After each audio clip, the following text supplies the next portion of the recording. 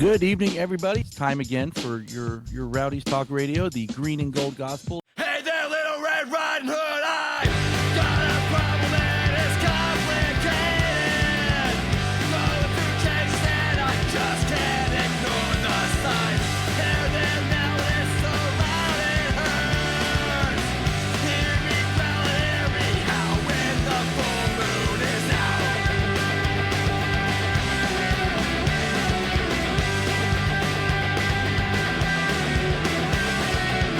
Hear me growl, you see me run, you see me jump. Try to fight, but I emerge with the poison hand. You better watch out, it's gonna take more than what you got. All eyes are on me and the silence is deafening. There's no help against this full moon. Don't ever say I didn't warn you, because I came to play, I came to play, I came to play, I came to play, I came to play, wow!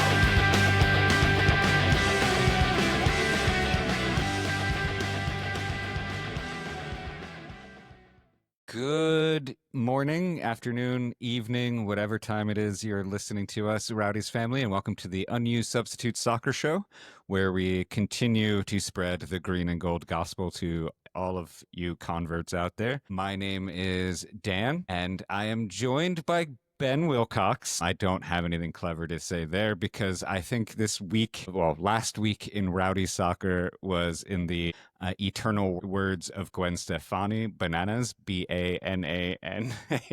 Ben is really confused by song lyrics, I guess. But we're going to talk about all of this and more. Thank you for joining us. Ben, how the hell are you?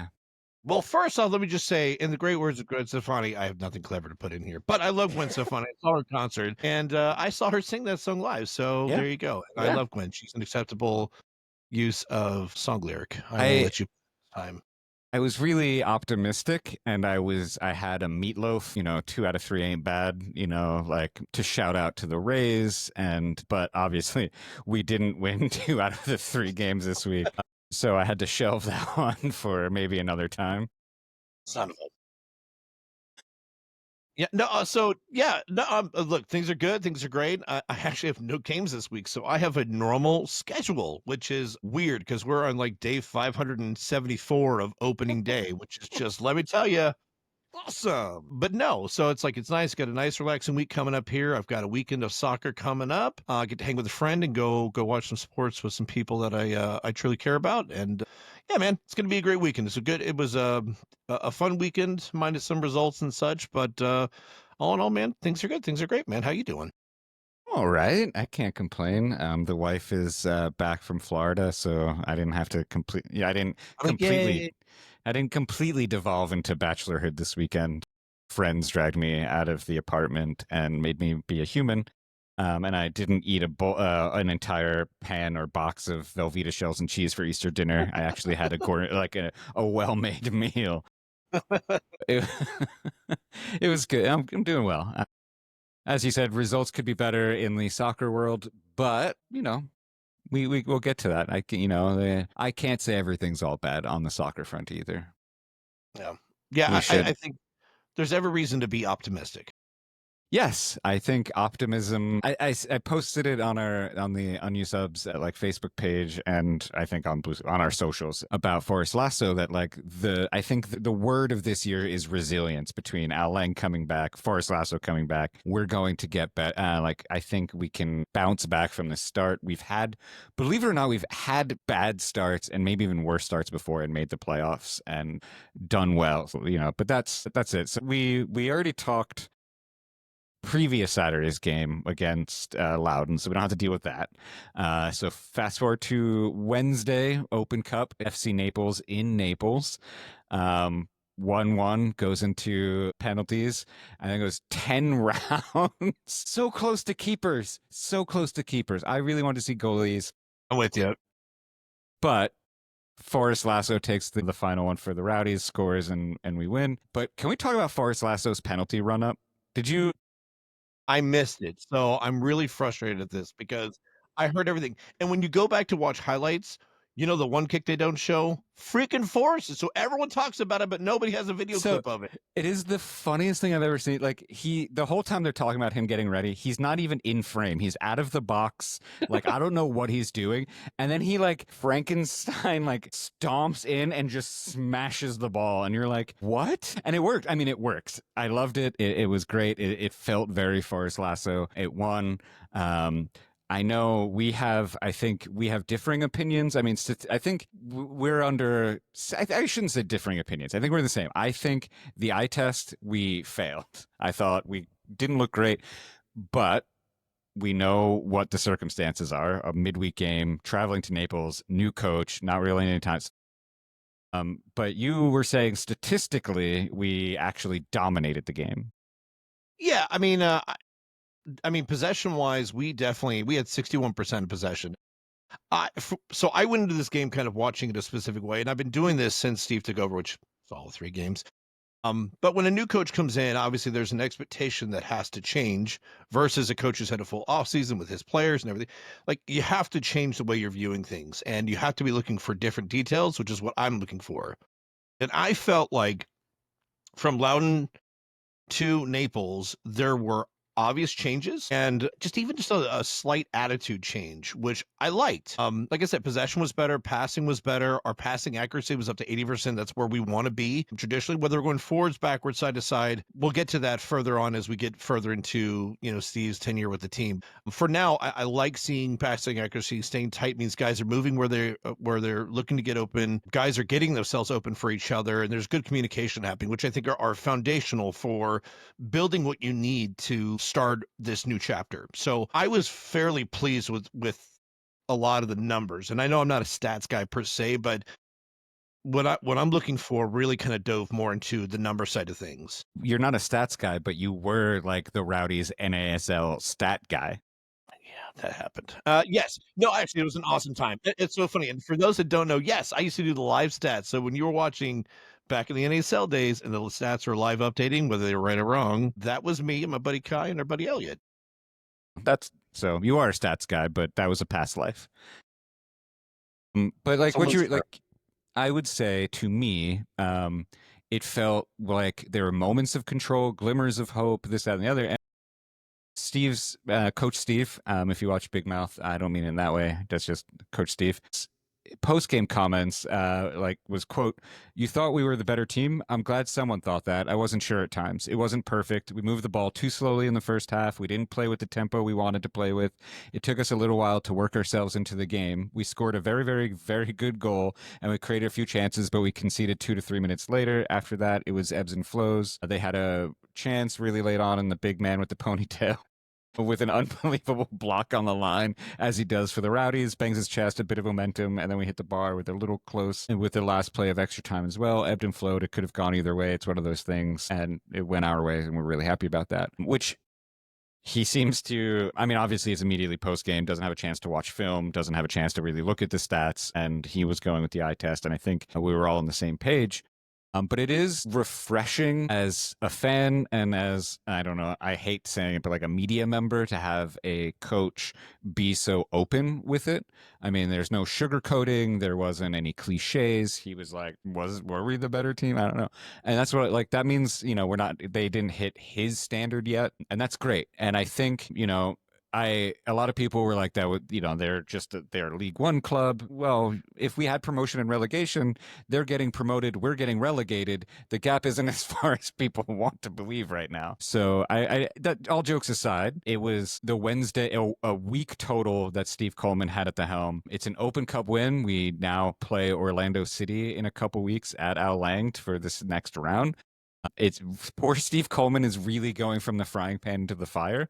This man is getting the full Rowdies experience and everything all at once, unless we hire a coach in the next week, which we can, and we'll get to that later. And I felt okay with it. Like I didn't, you and I both were like, it's the Open Cup. It's a week after he takes the helm, and 3 days after Loudoun, and a few days before Louisville. We don't care. But a moral victory is a moral victory, and a win's a win. So put it in your pocket, build against it, and you move on to Louisville, who we played on Saturday. And this one, I think we should have more conversation in because I think there is a lot more to take away from it. Louisville, as we said, most consistent team in USL, second place in the East, haven't lost, the only team that hasn't lost yet. And I think we held our own for the first 70 minutes or so. I thought we were the better team for the first 70 minutes or so. And we were up 1-0 and to show for it, but Louisville struck twice, kind of late, took a 2-1 win back to Kentucky or wherever the hell they're from, and nobody cares. But I actually was okay with it. And I want to ask you, like, obviously you don't want to drop points from a winning position. We played well. What do you think, like, caused us to lose? Do you think it's lack of talent? Do you think it's not our legs under us?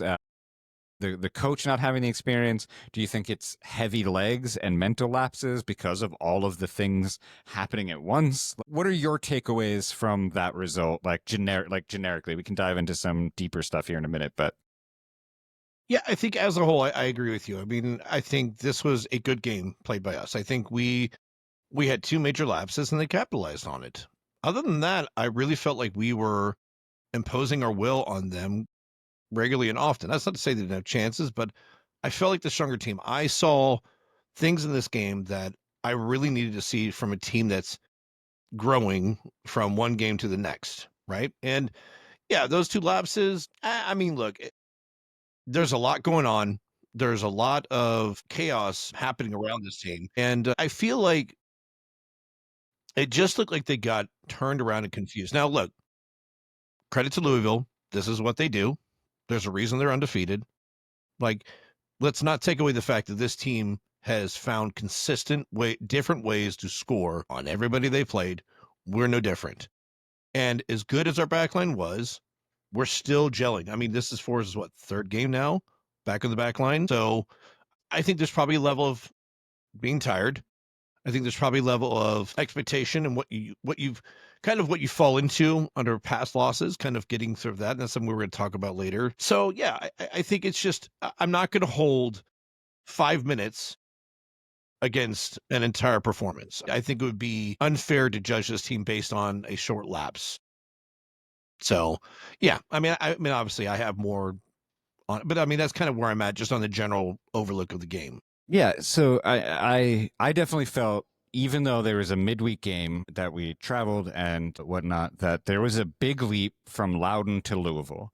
Now, whether that was Louisville playing down to us, whether that was us playing down to Loudoun, which is weird because they're the first place team, I don't know. But it definitely felt like the Rowdies were were reminded that they were the Rowdies for 70 minutes. Those lapses, I will say, after Louisville scored their first one, I thought we responded well. We went right back out onto the attack and whatnot, which is a good sign. I know, but after that, we can just dive in. I know you saw some things after the second goal that were not ideal on how mentality and things but I'll let you elaborate. Yeah, I think if I dig deeper in like first 45, we were the better team, period. End of discussion. And I don't think that's Louisville playing down. I think we started doing a lot of the stuff we talked about last week, which was, I need to see levels of movement from this team. I need to see players playing off one another. I need to see better communication from top to bottom. We need to see people breaking lines with passes, people taking the ball through multiple layers of the team. We need to start taking chances outside the box. Look what happens.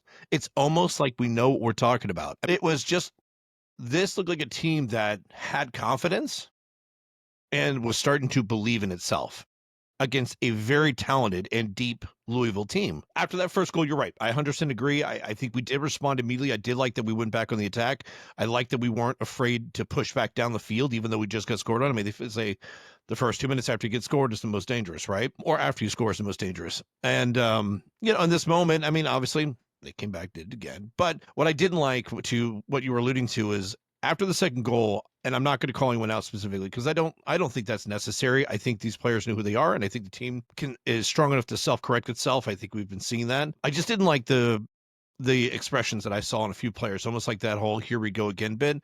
I don't like that when you're starting to rebuild. I mean, I get that it's hard to break that mentality, but there's a few players that I saw kind of giving that and just not giving that extra oomph in that tackle, not going up for that header. And ironically enough, I mean, that's when some substitutions came in. And I'm not saying it was those players or other players, but some substitutions came in because I feel like Steve recognized we need to change it up. We need to get some fresh legs out there. And I like the substitutions. I like the change. I like that we made kind of some sweeping changes. Try to give ourselves some fresh looks. So I mean, look, you never want to lose, but again, I mean, things that we asked for, things that I'm looking for, we saw that. And I like that we're seeing a team that's getting more confident, that's getting stronger, that's getting more consistent. We're seeing, more movement off the ball. We're seeing guys take chances. Like that's so important at building the foundation. So all in all, I'm pretty happy with this game, minus the result. All in all, I'm pretty happy. We listened to the post game comments of what Ollie was talking about, Castellanos and Coach Steve. Like I liked hearing what they had to say about their thoughts in the game and how they felt like we were the dominant team. Like I like a team that's feeling itself because that's something that we have very much been lacking. I mean, was there anything specific that kind of like stood out to you about maybe the first or second half that kind of really is something like you were looking for? The first half, like I said, it felt like I shouldn't say old, like a regular Louisville Tampa Bay bout. Like Louisville, I think, came out a little bit stronger immediately, but the Rowdies, and that's what I was worried about. I was worried about us starting slow and Louisville capitalizing early. And then it was just going to be a rout because it feel unsure. I'm not in the locker room, but it felt like maybe the mentality might be a little fragile, which we saw in the second half. The equalizer was not. We responded well. The second one, like you said, yeah, there was some bad body language, and I do think you're right that like there'll be some corrections either in the locker room from the veterans, the coaching staff, or these guys just won't play. I mean, I know I really enjoyed. I shouldn't say enjoyed. I appreciated the performance. We said energy and the movement and like an actual coherent plan. And we seem to have had that. And that was only a week after Steve Coleman took over. There's possible like the future seems bright. Like expectation versus maintaining culture. I talked about, we've talked about like expectation setting of like, we're not going to just run the gamut, like just go undefeated and run up the table right now. But we should expect that fight and that energy and the move and these players to hold themselves and each other accountable on the pitch, in the locker room, to raise that standard. Like, so, and I think we're getting back to that. I don't know. I don't want to like bash Robbie Nielsen because he wasn't bad, and everything I heard about the guy, he was great.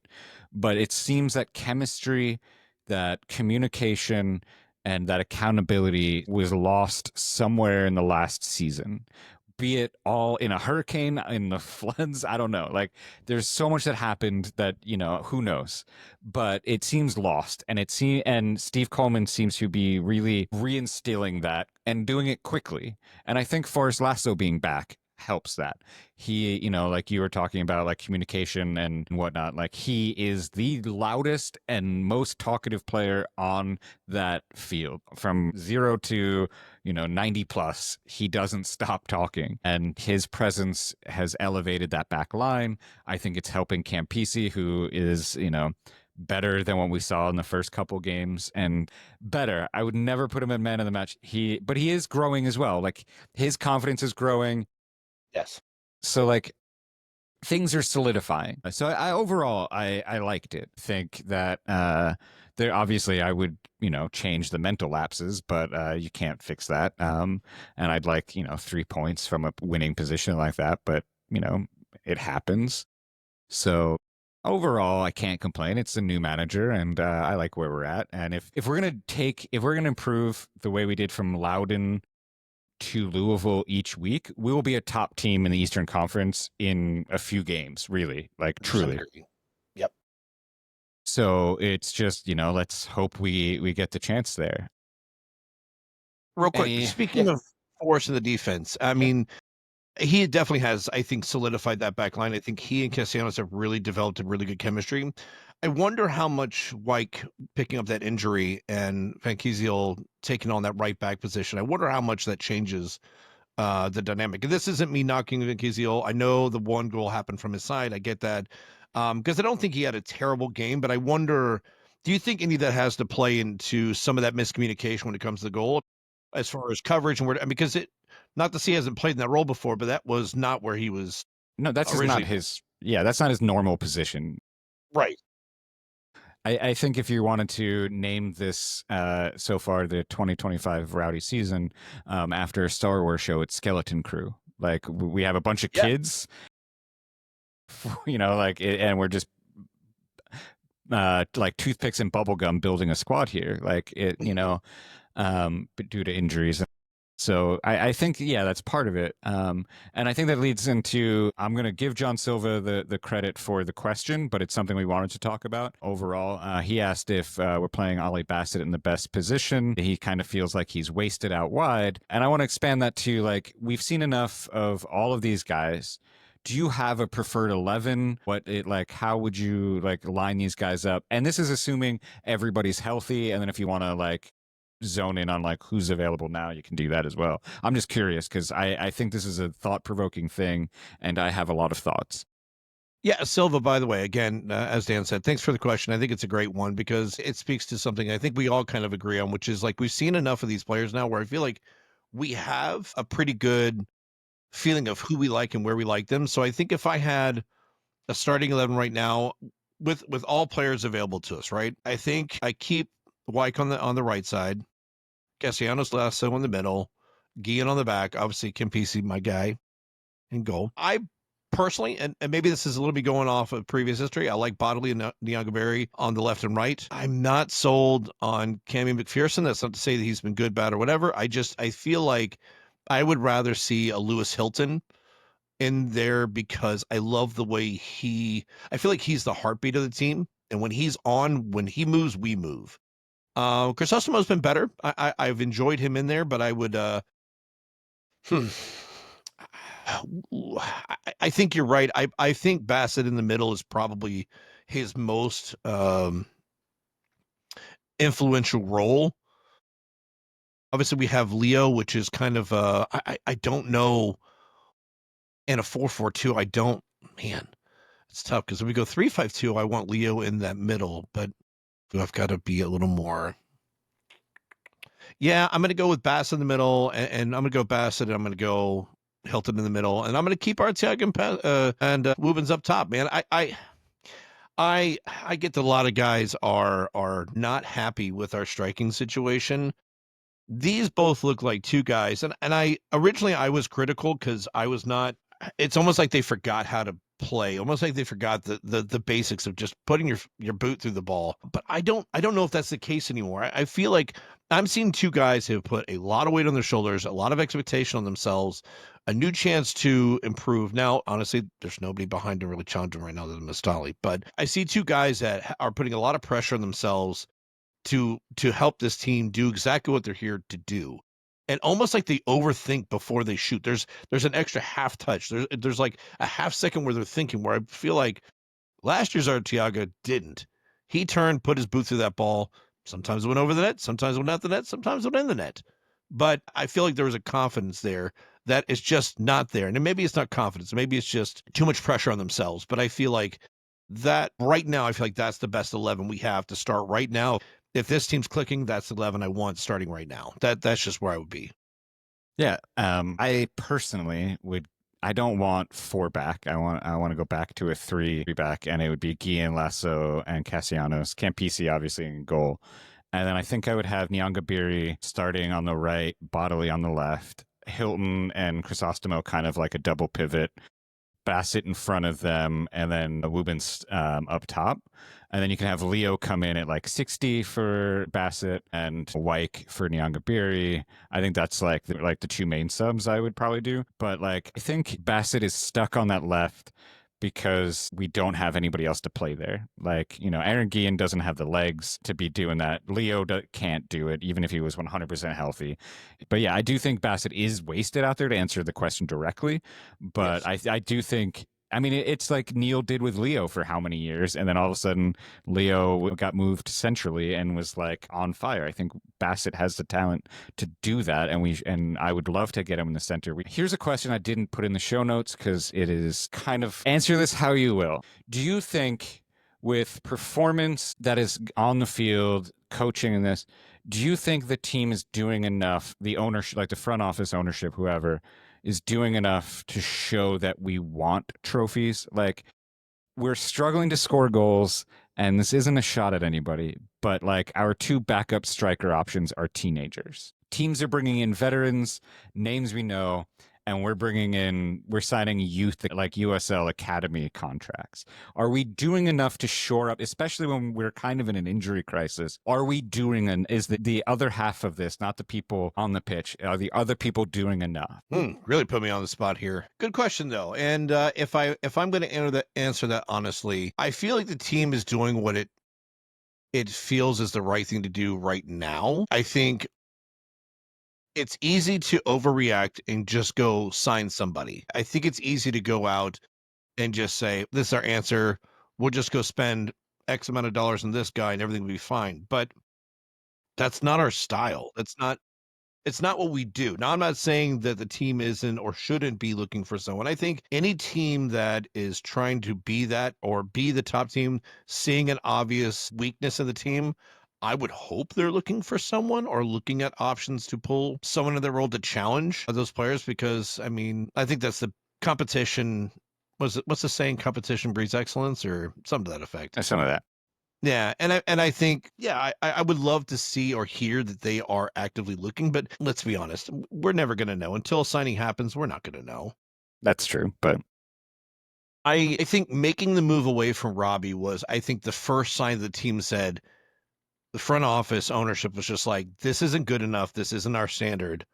We need to make a change. I think making another hard correction again now isn't the answer. I think you have to give Steve a chance. Like I've been saying, you got to give him a chance in this first quarter of the season to just establish himself and his style. And to your point, which you've mentioned a couple times, if the jump from Loudoun to Louisville, which are the top two teams in the East, Louisville being the team that does not like us, well, I wouldn't say don't like us. I think they respect us. For us to see that leap and do what we did there, I don't know that a striker is the answer. Miami is the only time we've scored multiple goals in a game, and Louisville was the first time we've scored first, other in USL play. So I think maybe a striker kind of is the answer. I know, but where are you going to find one right now? Are you going to go pull one from the UK? I mean, you're going to go find another one over here from MLS that's loaning a guy. I mean, I don't know. We've gone the route of buying players to fill needs under the Bill Edwards era. And what did that get us? I don't know that that's the answer. And again, I don't know the team isn't actively doing that. They very well might be shopping players. True. That is true. That is the caveat here. We don't have insider information on what is happening there. This was just a question that I was wondering, because like, I'm sure that there's whispers and, a lot of, I've had that thought before I came back to the pod. Like, it felt like maybe things weren't, it felt weird. Like, I think, like I said, I mentioned it on either last week's episode where Louisville, or before when we were talking, but like Louisville got Goodrum from Memphis, and on the same day that they announced that they like made that trade or something, we announced an academy signing, and it was like the dichotomy here is, like stark. And I'm not trying to throw anybody under the bus. I do think this team does have talent. I do think Steve, like we have said previously, is pushing the right buttons, and the improvements are already underway, and he's still trying to figure out who and what he has. And there's injuries, Nick Moon, Blake Bodley, blah, blah, like I think there's a lot of things, still plenty of moving parts, and panic buy and panic moves this early is way too early. But I just wanted to ask and take the temperature there, because, like that's what this show's about. No, and like if I take off media hat and the Ben works for Raisin Rowdy's hat, just purely as a fan, yeah, I want a striker. I want someone who's going to put the ball in the back of the net. Period. I want that. Now, And what way do I want that to happen? I don't know. But yeah, I mean, I would love to just say any striker we add who's going to push, Wubens and Arteaga is good. I'm for it. I mean, at the end of the day, you're right. I want goals. I want to see the ball in the back of the net. I'm tired of all these chances going wide or going over or going straight at the keeper. It's exhausting, right? But I will say this to my other point, which is we're starting to create more chances. We are starting to put more chances on net. We're starting to create more opportunities for other players. So I almost wonder is as we develop and more chances to create, I mean, is it just purely a numbers thing? The more opportunities we have, the more they go in, or do we just want more clinical? And I guess, that's a subjective point of view, right? I mean, yeah, I mean, sure, we all want a Mohamed Salah. Is it? Well, yeah, but But sometimes you get a Darwin Nunez.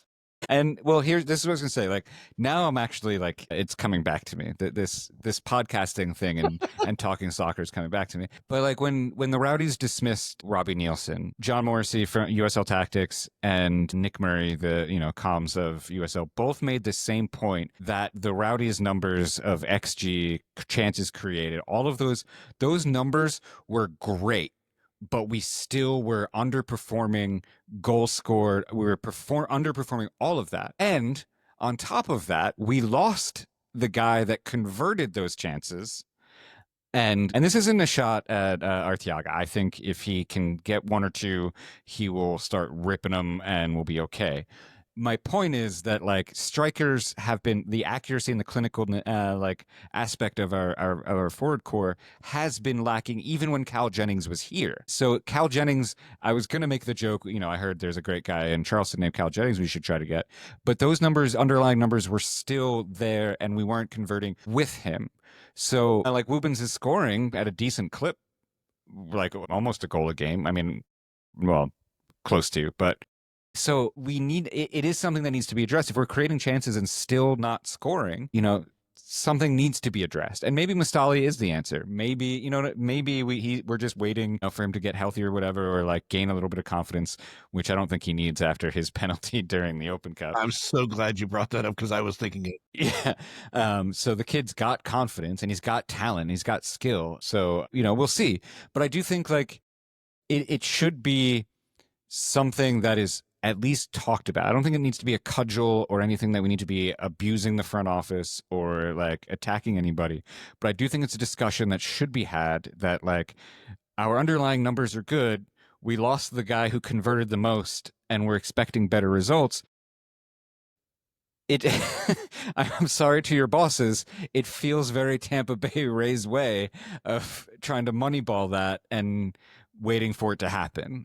But I will also then say the Rays have been very good about allowing the soccer side to be the soccer side and letting soccer people do soccer people. But I do think it's a conversation that should be had, but I don't think it's panic time. I don't. I think it's just something that fans and hopefully the front office are aware of. And I still have utmost faith in Arteaga and Wubens and Mustali, and it'll get there. I think we're rounding that corner. Fingers crossed.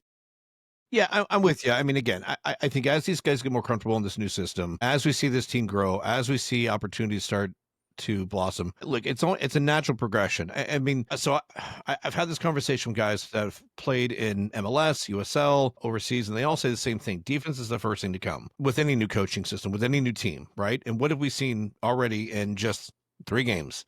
Defense is starting to come along. Now, striking is the hardest part. Goals is always the hardest part. It's the last thing to come up. So in a new system with a new coach, 3 games with maybe 3 practices under their belt, maybe as a team. Look, I get everyone's worry every time, and they say don't go in the comment section. Part of me loves it because I'm a masochist like that. I like to see the comments. I love to see the war that goes on with fans. But guys, stop it. Don't do that. I saw a comment that said fire the coach. I'm like, which one? The one we just got? Yeah, and what are you talking about? Followed by hire Thomas Rehire. God, I love fans because I'm a fan, but y'all are just wild, man. Like, I feel like some of y'all need to just have a pause button instead of a send button, and it has to sit there for like 3 hours for it to actually go through, and you have a chance to rescind the offer. Because I swear some of y'all don't think with both sides of the brain. And I love you. Don't get me wrong. I'm a big dumb idiot. I get it. I say That's things true. all the time. I say it on this show. Not about my boy Cam PC though. Don't you dare. No, you are that. I stand by that. He hasn't had a man of the match performance, but he has grown into the game. But keep going. But my point here is just like, guys, just everyone take a deep breath. Like, we just got a new coach. They've practiced together as a full unit, maybe twice. Actual practice 3 times, because you got to factor in recovery and all the other stuff they have to do. They've probably done more film study than anything. I mean, that's if they even do film study. I don't know. But what I do know is the man's had a freaking week under the number 1 team in the league below us, which arguably is better than half the teams in the current league we're in. The number 1 and 2 team in our league, which are both one kind of, Loudon? Whatever. Loudon's number 1. That's fine. And then Louisville, who we both agree has been the gold standard of the league. And I mean, deserve every bit of respect and every bit of accolades they receive because they are the gold standard. And look what we just did in those 3 games. Look, I get that we lost the 2. We won the 1. But look at the performance increase. Look at the way the team is coming along. Just, guys, I get it. In a world full of it, Burger King, my way, right away, just everyone take a chill, man. Just relax for a second. Enjoy the fact that we are getting better. It's not going to happen overnight. It's going to take time. We're going to probably have a couple games where we are hotter than the surface of the sun, and then probably going to fall right off for 2 games. It's going to happen. But just allow this team to be a team for just a minute. I mean, just a minute. This is going to be their first week to have a whole week with them to just train and practice under Steve. I mean, good God. I mean, that's look at how much has happened, and they're just now getting a whole week to train with their coach. I mean, that's crazy, man. I mean, just relax, guys. Relax. We're not firing the coach. I mean, also, as I keep saying, because Neil always said, and I keep repeating this, give me 10 games. We haven't even played 10 games yet in the 2025 season, not to mention under like Steve Coleman, like we haven't, like he's played 3 and, so like breathe, they'll find their legs. It's okay. I agree. With that being said, obviously the Eastern Conference standings are not beautiful if you're the Tampa Bay Rowdies. Everybody's above us but Hartford. But a win next time we play out in the league could put us back into a playoff spot. So, like, it's not... Yes, Loudoun and Louisville and Detroit are kind of up there. Like, Loudoun's got 18 points, Louisville and Detroit have 14, Charleston with 12. Then it's 8, 7, 6, 5, 5, 4, 3, 3. Like, from 5th place down, it is a dogfight. And even then, you might be able to catch Charleston if they hit a rough patch. So, not panic time yet. We're not out of this. Playoffs can come. Playoffs are still very much within reach. It has also only been 6 games. That being said, this weekend we play Miami at home in not USL Championship play, in the Jägermeister Cup. Okay. All right, so another cup. Isn't there like some money at the end of this thing? Like, Yeah. Why do I feel like I'm just now learning this? The There's a big players, prize at the end. yeah, the team and the player, everybody, like they actually get money for this, unlike the Open Cup or USL Cup. Like this one, there's some incentive for them. And I will do Jaeger bombs on Cam if we, maybe. Casey's in the other room, so she can't yell at me at this. If we win this match, I'll do what? Maybe each one. No, because I'll die. But like I was gonna say, maybe with each Jaeger Cup win, I'll add another Jaeger bomb to the list.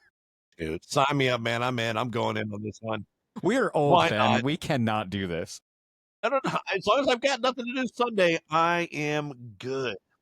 I will purposely take 2 days off because I know my recovery time ain't what it used to be. Yeah, exactly. But it's it started. It was just like a USL 1 kind of, or like or League 2 and 1. I think I don't remember tournament last year. I believe the winner last year doesn't exist anymore. The team has gone out of existence, which is.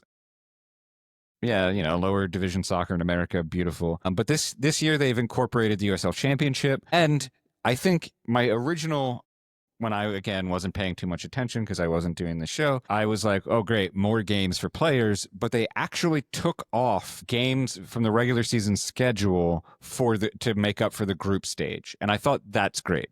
So not only is there like, a purse for these guys to play for, it's also not an extra burden on their legs. Player safety and health is actually important, because what are the odds you're going deep into the Open Cup and also the Jaeger Cup? Like, I mean, hopefully the Rowdies do and also challenge you want to win all the trophies. But like, this is also, a thing that like I don't think many fans care about yet. So, I mean, I do. I'm actually all in on the Jaeger Cup. I think this is the one. I'm going to make this my Open Cup, and I will fight Stephen Cundiff any day of the week. I like it. I'll take it. But we play Miami at Al Lang. We beat Miami 2-1 in March, which is our only win on the year in USL. But Miami is on the upswing. They have won 2 games and seem to be playing well. So it should be a good match. It's not like they have fans to get behind them. There's not anybody traveling. So if you beat Miami and nobody's around to hear it, does it really count? So it's just, I'm looking forward to it. I love this idea of like a USL kind of cup thing that's like all of their leagues, and then hopefully when they start their Division 1 in Pro Rel, this continues, and it's like the FA Cup and like the Open Cup's like the whatever it's called, the Carabao Cup or whatever it is now. And I think that's cool. I hope the guys treat it as something, as a competition. And if we bomb out, we bomb out. Like on this one, really, really no harm, no foul. Let Steve go and implement his vision and beat Miami, hopefully at home again. Like that's my expectation. I do think, but I really want the league and the players and the club to go in on this. I think it's a good opportunity to, because as opposed to the Open Cup, which happens midweek, mid-season, all of that jazz, and like takes away from league play, in my honest opinion, this is just a cup that is mixed in with league play and also brings in lower division USL clubs that we can see, watch, and get an opportunity to showcase. So the good parts of the Open Cup, minus the bad stuff of the Open Cup IMO. I'm sure you sickos out there will harass me for that, but how everybody knows how I feel about the Open Cup. So That's okay. Yeah, so I'm in. Do you want to make a prediction? I don't know how you. I mean, look, I don't care. Miami's not hot. They won 2 games. It's Miami. I don't know. And who they beat? Who was it? Inter Miami 2, New Mexico, and look, sorry, they beat West Coast teams and Inter Miami 2. That doesn't count. All right, those are fairy tale numbers. I don't believe any of that stuff. It doesn't exist. Screw Miami. It's Miami Hate Week. We're going to beat them. And we're going to beat them 3-1. And why? Because we're playing even better. And, hot take, I am going to be rooting for Arteaga to get 2 goals. Really? See, I was even going to... I don't even think you should start Arteaga. I think you throw Mustali out there. Man needs goals. Okay. Miami can be scored on and scored on often. I want Arteaga getting 2 goals because this is going to kickstart the rest of his season. All right. That's not a hot take. That is just bold, and I love it. I love your optimism and your hope, because I don't think we win. Well, this is where I'm going with. I don't want peace.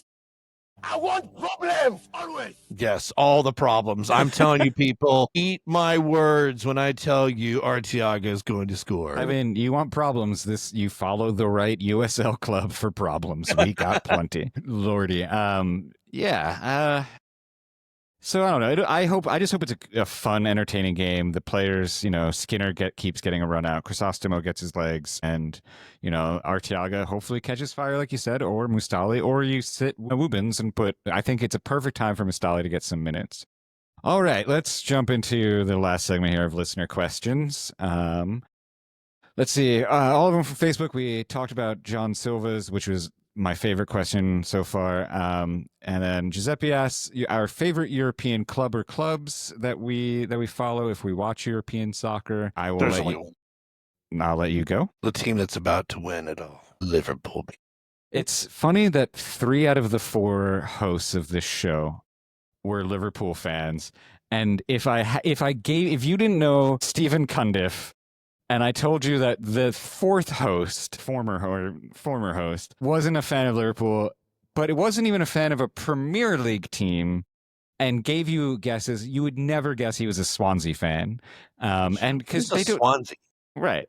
But anyway, so 3 out of 4 of us. I am a Liverpool fan in England. Ben is a Liverpool fan in England. I am also a big Roma fan. I love my Italian roots.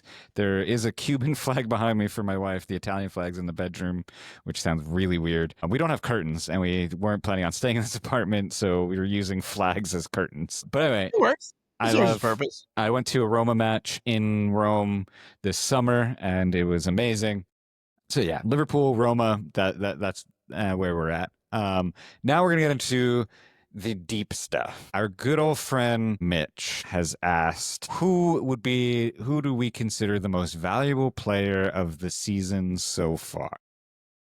Mitch with the hard-hitting questions. Mitch, by the way, Mitch, I love you, buddy. I love you to death, my friend. You look fantastic, and I love you. Great question. I wish I had a really good answer here, but I mean, I was talking to Dan about this beforehand. It is just so hard to pick a player who has stood out, who really stands out up to this point. I was telling Dan that nobody really is my MVP of the season.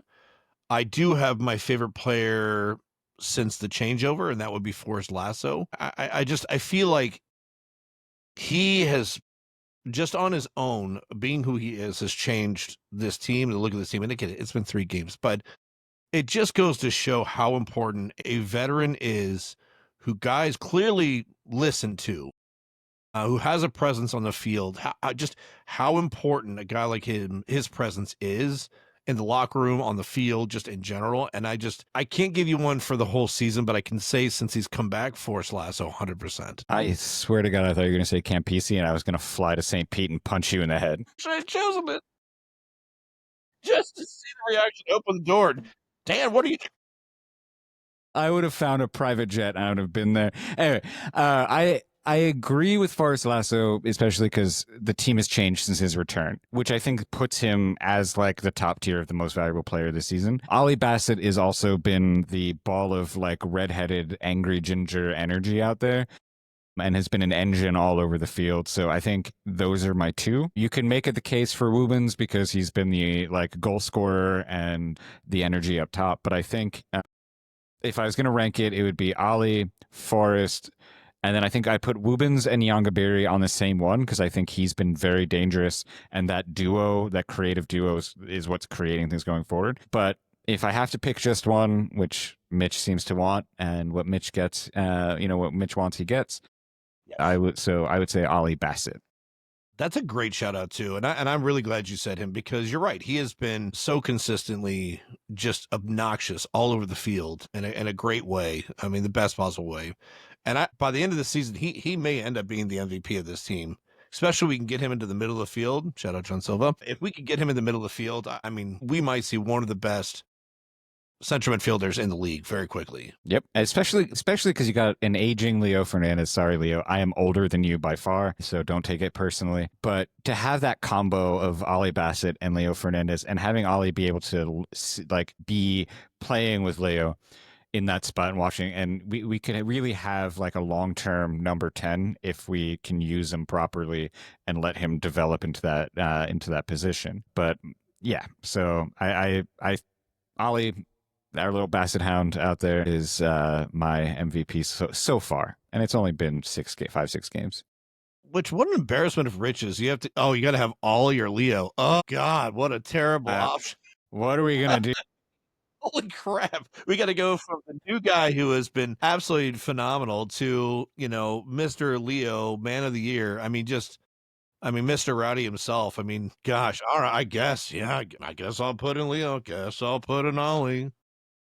All right, which brings us to the next question. Our friend Chris Dominguez, my arch nemesis as a Manchester United fan, but my baseball brother and a Mets fan, love this person to death. There was going to be some explicatives there, but we're going to try to keep the show clean. Love him more than anything. I truly do. Just hope his Premier League team never wins another game, which it seems like they never will. But anyway. They're trying. He asks, which available manager would we like to see hired if we're hiring one? I know that these questions always throw me because the world is wide and there's like an endless supply of managers. I know Rick mentioned to me in the parking lot before the home opener he wouldn't mind seeing Big Sam Allardyce come over and coach the Rowdies for the season. And I was like, yeah, I mean, I've heard of worse ideas like bringing back Thomas Rungan. But I don't know if I fully have an answer there yet. But I think if I had to choose, I would like to go the like full swap with Sacramento and go after Briggs. You know, Neil Collins goes to Sacramento because they got rid of Briggs. We get Briggs here. But that being said, I don't want one. I want Steve Coleman. I think the Rays way of hiring internally is the way to go. I want Steve Coleman to get this year. I'm not saying we can reassess at the postseason. I'm like, as soon as that final whistle's blown on our season. But right now, I want Steve Coleman to get the shot, the backing, and the support from the front office and the fans and the players. And let's see where the chips fall. Yeah. Same for me, Chris. I love you to death, buddy. So I am not the guy to ask about coaches that are available because I don't pay close enough attention. And that's just because we've been so fortunate here with Neil for so long that I never really had to pay attention because nobody compared to our one and only Neil Collins until now. So you should have that song on, nothing. That was what, Sinead O'Connor? Like, yeah, get that ready. I don't know no movies, but I can do song lyrics and Yeah, but it's terrible music though. God, you showed that last week. What, the emo, Look, the I gave pop you punk? Gwen Stefani. Yeah, You don't like awful. Sinead O'Connor? Like what? Whoa, Legend, whoa. legend. Don't put the words in my mouth. I got Okay. nothing against the guy. Okay, I love her. Okay. No, I guess, Chris, I don't have a good answer for you here because I don't really pay attention to outside coaching. And I'm with Dan here. I honestly feel like we've got something with Steve if we just give him the chance. And if the Rays do what I suspect they're going to do, which is very Rays, they're going to give him the season. And like I said, well, I shouldn't say and. Something I said last week was they can be looking for another coach, and they very well might be. But I highly doubt, unless this thing goes wrong. And I mean, like, we're out of the playoffs by this summer wrong. I just don't feel like you make any moves. I feel like you stick with Steve, you give him the chance, you let him prove that he could be the right man for the job, and I think you ride it out with him. And then you reassess at end of season to decide which way you're going to go. If we do well and we don't keep Steve and we get a new coach, I'm okay with that. If we do well and we keep Steve, I'm okay with that.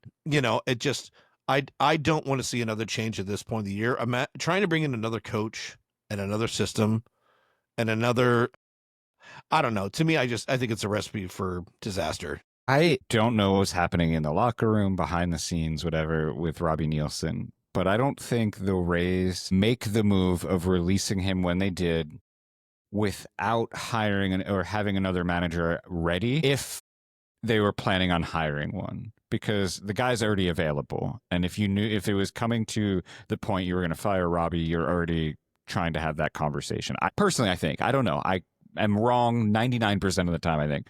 But because my luck, we're going to post this Wednesday or Thursday or whatever. And right after we hit post, they're going to be like, we just hired, Jurgen Klopp. And we're going to be like, what the F, David Blaine? Like, Yeah. Yeah, I mean, I'm with you. I'm with you. I feel like from everything I've heard, and this is just my conversations with the staff and such, I mean, everybody really likes Steve. Everybody really likes him, seems to get along really well with him. He seems to have a really good, I like his outlook on what his expectations are, especially at this point. We've heard what he said in the postseason. We've listened to him talk in the interviews during the week. I think he recognizes what this is and what this opportunity is. And I like him. I think he's the right guy for right now for what we're trying to do. And again, if we try to make a change going forward, I think it would be a mistake to do it anytime soon. Yeah. I'm not making any comparisons to Neil Collins other than this one, that Steve is a culture guy and he gets it. and he seems to be a man manager, which is something also that Neil got. So I think those are. Let me make two comparisons. He's a man manager and he's a culture guy, and he understands what this club means to us as fans and what the badge means. And I think that goes a long way. Whether or not that translates to results on the pitch, that's yet to be seen. But I think we need to give him the time and the grace to try to build something, because he's not doing this just for his resume. He does believe in the badge and the culture and wants to succeed here and wants his club to succeed, and seemingly does, because the post-game comments that I've read in these last couple games, he's not pleased with the results. But he's like, and he seems to have similar expectations to, the fans and you and I. And that goes a long way, because if he gets it and he's on the same wavelength, he should hopefully have the knowledge and the ability to get the players to where they are. So that changes. And I would like to see him try, I am very much a give a new guy a chance. I hate the coaching carousels. I hate all that. I want new blood. I want new ideas and fresh outlooks and fresh takes. And Steve definitely seems to be one of those guys. And also, I know he's not a native Kiwi, that he moved there when he was like 18, but he's a Kiwi. We need more New Zealand, like coaches from New Zealand. We need more. And that's just my personal opinion. Well, and to your point here, wouldn't you say that seeing the growth from each of these games, that there's a buy-in from the players as well, which is typically a sign that they're buying into what their coach is telling them. And I think that's a telling thing, right? I think when you see a team that is responding and showing signs of growth in a very, very, tight window, I think that says a lot about the coaching staff and just the front office in general. I feel about how the team is responding to everything and all these changes. I think there's a lot more good happening here if people would just be patient, not want to fire the head coach. Yeah, I mean, patience, again, maintain expectations and culture. Your expectations should just be for energy, growth, and seeing the game plan firm up.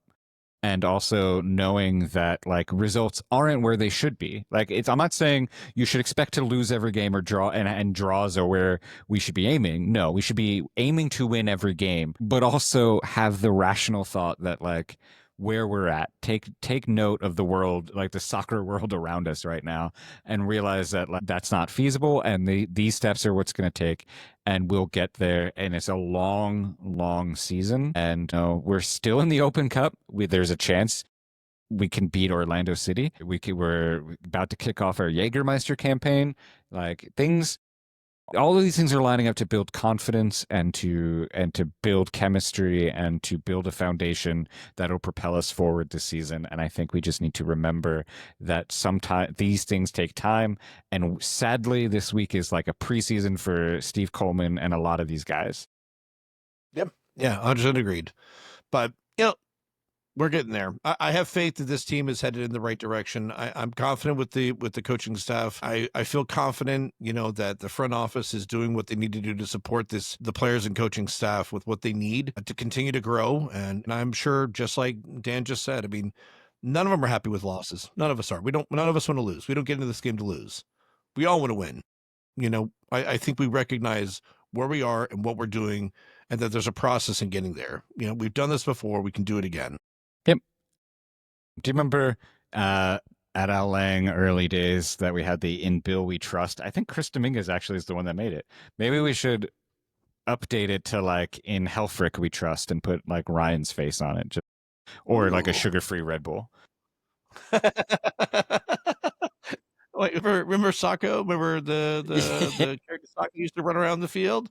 What if we just had a sugar-free Red Bull? Yeah, we should reach out to Red Bull for a side sponsorship here, because just for Ryan. I mean, look. That's about all I got for this one, guys. I mean, I get it, guys. I mean, overreaction is what we do as fans. I get it. And I keep trying to jump on the message boards for any post I see from you guys. Message boards? You are old. It's just Facebook comments and like social media. Message boards. Where are you going to go to news groups next, you old bastard? That's how we're starting this one. We're ending it this way. I don't know. I feel like you're starting some shit with me right now. So I'm just saying. Don't worry. You'll get it tomorrow. You'll text me a comeback. What? That place you go to send messages. Look, I mean, that's me sending him a message. Look, I try to go and remind people, look, guys, I get it. Okay? We get it. We all get it. We're all feeling it. But just, let's just take a breath. We're not firing coaches. We're not throwing players out of the stadium. We're not burning the place to the ground. We're not starting. None of these things are happening. Just relax. What's that super bad meme? Calm down, Greg. It's just soccer. Like, everybody just take a breath. It's soccer. It's soccer. Take a breath. Yeah. No. Guys, we'll be fine. We'll be fine. Okay. And if we're not fine, we're still fine. Yeah. All right. Again, it's just soccer, and the Rowdies will. The thing about lower division soccer in America is you can blow up this roster in the offseason and create a whole new one, and it's slate clean, move on. But the Rowdies are gonna be okay. I think we're gonna be okay, and everybody just needs to breathe, and we'll just take this week by week, and we're in this together. It's a kumbaya moment. It's character development, and we'll be in this together. We can get through it. But yeah, I think that's the show. Do you have a We Love You? Man, do I have a We Love You? No. He's thinking. He's not pooping. Don't worry. Maybe a little both. He's old. No, look, I this whole thing started with Matt and him being the We Love You. And I think until I'm not over it yet, he's still my We Love You. And yeah, I still We Love You. Well said. I do have a shout out. We love it. Jan Ekra's daughter made the U.S. youth national team for like under 14 or under 13. That roster came out. They made the camp. So I wanted to, recognize that. Like, great guy, great player, and soon to be great coach, and is raising another generation of superstars. And I love to see it. That's awesome. So yeah, we're having another Ekra coming up through the youth system. She's crushing it, apparently. When you have like Jan as a dad, how can you not? Right. I mean, what a cool dad. I mean, if you've ever had a chance to just talk to Jan, by the way, just such an even keel, just nice guy. Weirdly, in all of this time, I don't think I've ever actually had a conversation with Jan Ekra. I can't say he's, in my experience, a man of many words, but he's very calm. He's playful, but he's calm, and he's very genuine. Like, I mean, he's very, like, when you look at someone and have he's very engaged back, looking at you and having that, and it's refreshing. Every photo the Rowdies ever posted of him, he looks like he's about to drop the most fire album of the year. Every photo.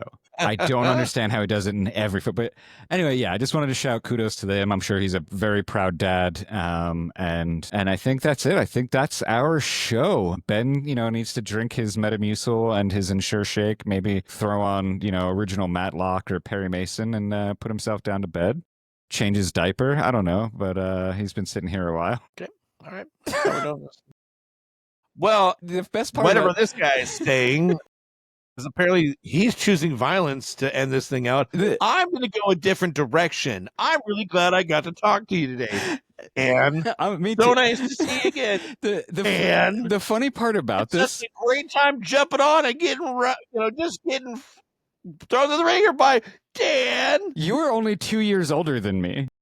I know, and yet I look so much. I want to throw that out. Ben is only 2 years older than me.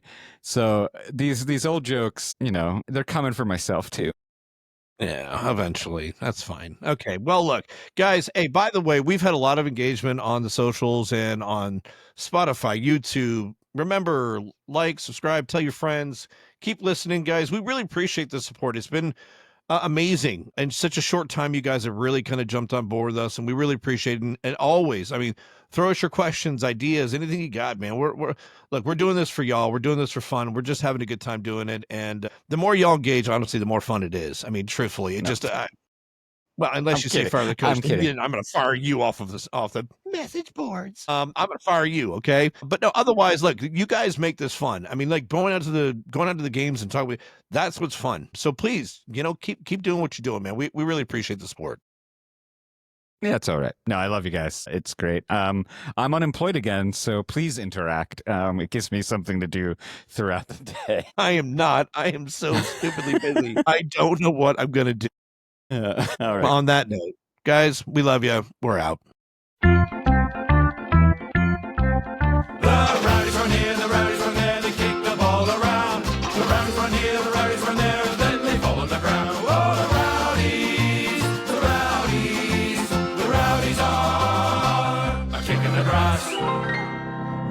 Rowdies play soccer, it's a sight to behold. You'll swear they'll be devils with magical toes. You'll laugh, you'll cheer, you'll leap from your seat when they kick with their head instead of their feet.